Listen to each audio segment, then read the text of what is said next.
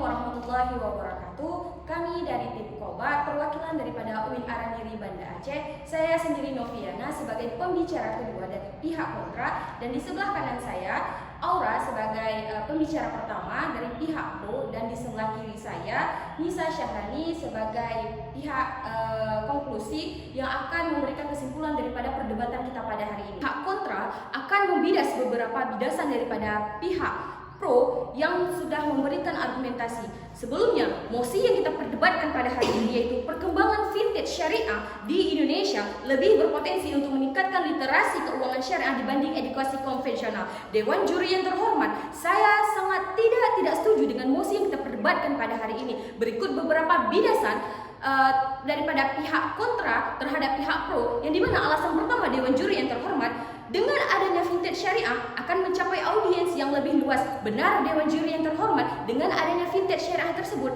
dapat memberikan ataupun akan mencapai audiens yang lebih luas. Akan tetapi Dewan juri yang terhormat, bagaimana dengan keamanan yang diberikan oleh pada platform vintage syariah tersebut kepada pengguna vintage tersebut? Dewan juri yang terhormat, menurut data yang kami dapatkan daripada pihak OJK yang mengatakan bahwasanya berdasarkan data dari OJK bahwa tahun 2016 literasi keuangan syariah hanya berkisaran 8,11%. Dewan juri yang terhormat, hal ini menandakan bahwasanya vintage syariah belumlah layak untuk digunakan ataupun belum ada keamanan yang menjamin hal tersebut, sehingga tidak banyak para pengguna untuk tertarik melakukan vintage syariah tersebut. Dewan juri yang terhormat, yang dimana daripada 8,11% tersebut terdapat, bisa kita bandingkan 8 orang per 100 orang yang memahami keuangan syariah. Dewan juri yang terhormat, kami menawarkan kepada audiensi dan juga Dewan juri yang terhormat untuk sama-sama kita menolak argumentasi yang kita perdebatkan pada hari ini,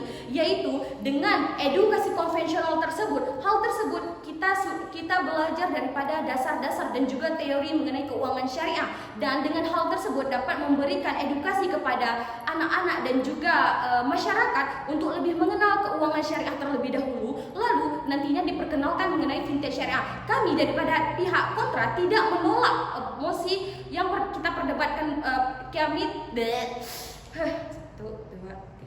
Kami dari pihak kontra bukan tidak setuju dengan mosi yang kita perdebatkan pada hari ini, Dewan juri yang terhormat. Akan tetapi akan lebih baiknya jika vintage syariah juga dengan edukasi konvensional tersebut melakukan kolaborasi kedua-duanya, dan hal tersebut dapat memberikan efek yang lebih ataupun feedback yang lebih besar ataupun kita bentar. Oke, 1, 2, 3. Hal tersebut dapat memberikan feedback yang lebih besar ketimbang kita harus memilih lebih baik vintage syariah kah atau edukasi konvensional kah. Dan hal tersebut Dewan juri yang terhormat, kami daripada pihak kontra tetap pada pendirian kami, yang itu kami menolak mosi yang kita perdebatkan pada hari ini. Yaitu yang kedua, alasan kedua yaitu Dewan juri yang terhormat mengenai kualitas dan kredibilitas, yang dimana resiko yang didapat di dalam platform ataupun vintage syariah tersebut belum bisa dijamin Dewan juri yang terhormat, dimana hal tersebut tidak terdapat regulasi yang kuat untuk menjamin keamanan daripada si pengguna vintage tersebut. Dewan juri yang terhormat, dan hal tersebut dapat disalahgunakan oleh para pihak vintage ataupun platform-platform tertentu untuk menggunakan data-data daripada si pengguna tersebut. Dewan juri yang terhormat.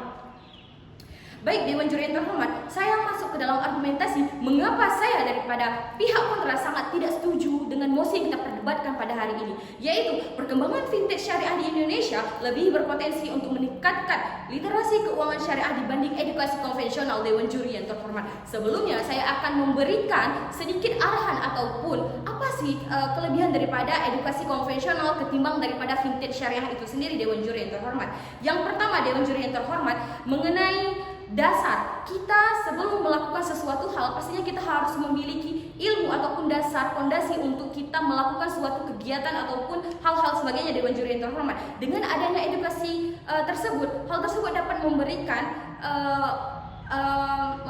pembelajaran kepada mahasiswa ataupun contohnya seperti di pendidikan, seperti di sekolah-sekolah kita mengenalkan mengenai keuangan syariah itu bagaimana, prinsip-prinsip syariah itu bagaimana, kehalalannya dan hal sebagainya yang dibutuhkan oleh para pengguna ataupun si konsumennya. Dewan juri yang terhormat, Dewan juri yang terhormat, alasan kedua kelebihan daripada si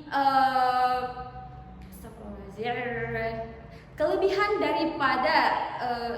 daripada edukasi konvensional yang kedua yaitu terstruktur dan jelas, yang dimana seluruh masyarakat ataupun siapa-siapa yang ingin mengikuti untuk mengetahui lebih lanjut mengenai syariah ataupun keuangan syariah, mereka bisa bertemu di suatu platform ataupun suatu tempat yang dimana mereka bisa beredukasi, bisa menge-share apapun mengenai pembelajaran mengenai keuangan syariah. Dan hal tersebut, Dewan Juri yang terhormat, mereka bisa langsung men-sharing ataupun hal-hal yang mereka tidak ketahui mengenai keuangan syariah tersebut, dan mereka bisa melalui kegiatan sosial hal tersebut dapat. Baik Dewan Juri yang terhormat, maksud daripada edukasi konvensional tersebut contohnya seperti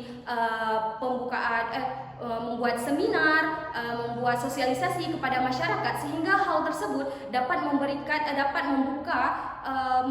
wadah kepada masyarakat untuk bisa menge-share ataupun lebih memahami mengenai dasar-dasar daripada keuangan syariah itu sendiri. Dan di situ, di platform tersebut ataupun di wadah tersebut, masyarakat bisa langsung menanyakan apa sih yang mereka tidak mengerti akan keuangan syariah, apa saja sih produk-produk keuangan syariah dan hal sebagainya yang mereka tidak ketahui.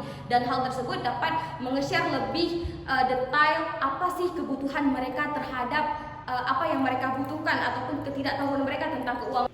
Dewan Juri yang terhormat, saya dari pihak kontra sangat-sangat tidak setuju dengan mosi yang kita perdebatkan pada hari ini, yaitu pengembangan fintech syariah di Indonesia lebih berpotensi untuk meningkatkan literasi keuangan syariah dibanding edukasi konvensional, yang dimana menurut data yang kami dapatkan berdasarkan data daripada OJK mengatakan bahwasanya di tahun 2016 literasi keuangan syariah hanya terdapat 8,11%, yang dimana kita pukul rata yaitu 11/100 orang yang mengerti keuangan syariah. Dewan Juri yang terhormat, untuk apa kita memiliki banyak platform, untuk apa kita memiliki vintage yang banyak beratus-ratus, akan tetapi si pengguna tidak mengerti untuk apa sih keuangan syariah tersebut, tidak mengerti dasar-dasar daripada keuangan syariah tersebut. Terhormat dapat memberikan wadah untuk masyarakat untuk terlebih dahulu untuk mengenal keuangan syariah sebelum mereka menggunakan platform-platform di luar sana. Dewan Juri yang terhormat, yang dimana hal tersebut dapat meminimalisir terjadinya risiko-risiko yang tidak diinginkan oleh para pengguna. Dewan Juri yang terhormat,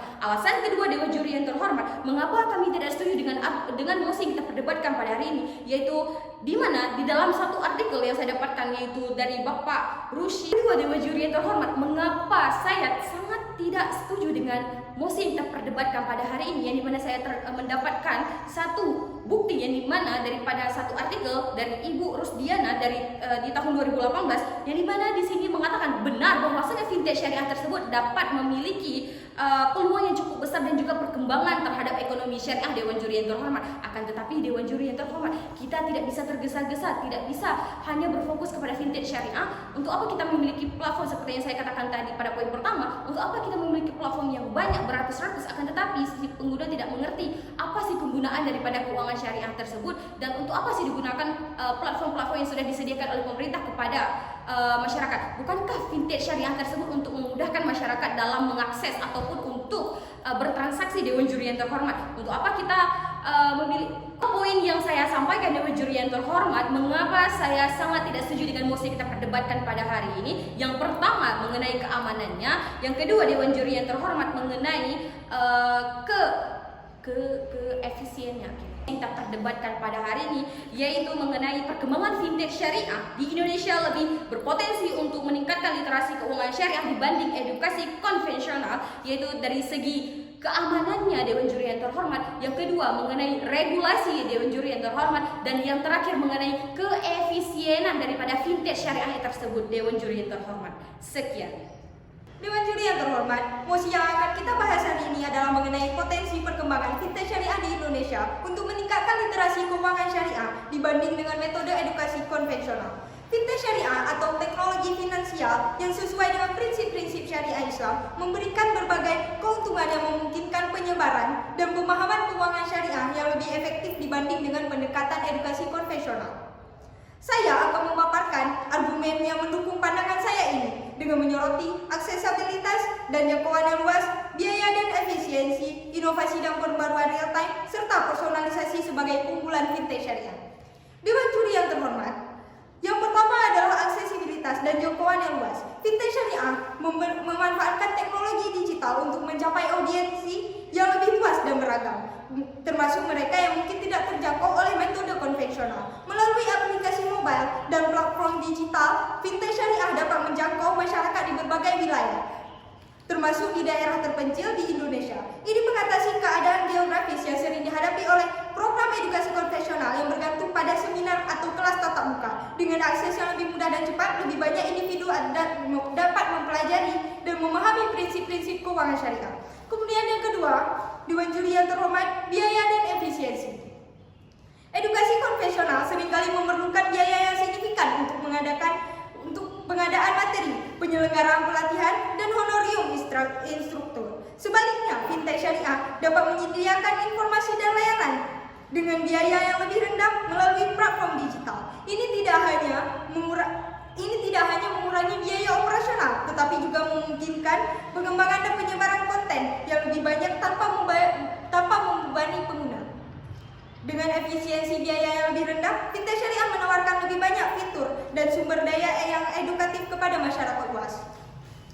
Dewan Juri yang terhormat, poin yang terakhir merupakan personalisasi. Fintech syariah dapat menawarkan fitur yang pengalaman pembelajaran yang lebih personal sesuai dengan kebutuhan individu. Melalui teknologi seperti kecerdasan buatan AI dan algoritma, fintech syariah dapat menganalisis pola penggunaan dan memberikan rekomendasi produk yang cocok terhadap pengguna. Ini memungkinkan pendekatan yang lebih efektif dan mengajarkan konsep keuangan syariah dengan tingkat pemahaman serta sesuai dengan kebutuhan masing-masing individu. Sebaliknya, edukasi konvensional menggunakan metode satu ukuran untuk semua yang mungkin tidak memenuhi kebutuhan semua peserta. Sebagai kesimpulan, Dewan Juri yang terhormat, perkembangan fintech syariah di Indonesia menunjukkan potensi yang lebih besar dalam meningkatkan literasi keuangan syariah dibanding dengan edukasi konvensional. Dengan aksesibilitas yang luas, efisiensi biaya, kemampuan untuk berinovasi dan memperbarui informasi secara real time, serta personalisasi yang tinggi, fintech syariah dapat menjangkau dan memberdayakan lebih banyak individu dalam memahami dan mempraktikkan prinsip-prinsip keuangan syariah. Oleh karena itu, fintech syariah merupakan alat yang sangat berharga dalam meningkatkan literasi keuangan syariah di Indonesia dan memenuhi kebutuhan masyarakat yang semakin dinamis. Sekian. Kita dapat tidak setuju ataupun kontra terhadap mosi perdebatan kali ini, yaitu dengan beberapa alasan. Yang pertama, kita ketahui bahwasanya edukasi konvensional ini merupakan konsep dasar atau pengetahuan yang terlebih dahulu kita jelaskan. Seperti yang pertama adalah pengenalan konsep dasar, yaitu seperti pendidikan konvensional ini memberikan pemahaman dasar tentang literasi keuangan syariah, yang mana kita ketahui bahwasanya prinsip-prinsip tidak dapat kita pungkiri bahwasanya kita dapat tidak setuju atau kontra terhadap mosi pada perdebatan kali ini, yaitu perkembangan fintech syariah di Indonesia lebih berpotensi untuk meningkatkan literasi keuangan dibanding edukasi konvensional. Seperti yang kita ketahui bahwasanya edukasi konvensional ini merupakan pembelajaran secara teoritis atau secara dasar, yang mana pada poin-poin tertentu kami akan menjelaskan kenapa kami tidak setuju terhadap mosi perdebatan kali ini. Yang mana dapat kita simpulkan, pertama adalah pengenalan konsep dasar terlebih dahulu. Untuk apa memiliki banyak platform atau fintech syariah, namun kita tidak mengerti sama sekali apa itu fintech syariah atau tentang literasi keuangan syariah tersebut. Sehingga dalam hal ini, konsep dari edukasi konvensional yaitu dapat memberikan pemahaman terlebih dahulu mengenai tentang keuangan syariah yang memiliki prinsip-prinsip keuangan syariah, seperti terhindarnya dari maghrib, yaitu maisir, gharar, dan riba. Kemudian yaitu adanya pendidikan informal dan formal. Kemudian yaitu adanya pelatihan dan sertifikasi. Dan kemudian adanya peningkatan kesadaran, yang mana melalui pendidikan atau edukasi konvensional ini, masyarakat dapat lebih sadar akan pentingnya literasi keuangan syariah, dapat mendorong lebih banyak individu yang terlibat untuk sistem keuangan syariah ini. Kemudian adanya pemahaman regulasi dan kepatuhan, seperti yang pembicara kedua mengatakan, pendidikan konvensional regulasi itu sangat penting. Namun pendidikan konvensional ini dapat sangat-sangat membantu individu memahami regulasi dan kepatuhan yang terkait dengan keuangan syariah. Selanjutnya, yang terakhir adalah pengembangan kurikulum khusus. Pengembangan kurikulum khusus ini tentang keuangan syariah di sekolah dan universitas sangat-sangat membantu atau memfasilitasi masyarakat umum tentang pengetahuan atau literasi keuangan syariah sendiri. Sekian, wassalamualaikum warahmatullahi wabarakatuh. Angin sepoi menerpa di pantai. Burung berkicau dengan riang. Lomba ini kita tutup dengan damai. Semoga sukses di ajang yang akan datang. Sekian, terima kasih. Wabillahi taufiq wal hidayah.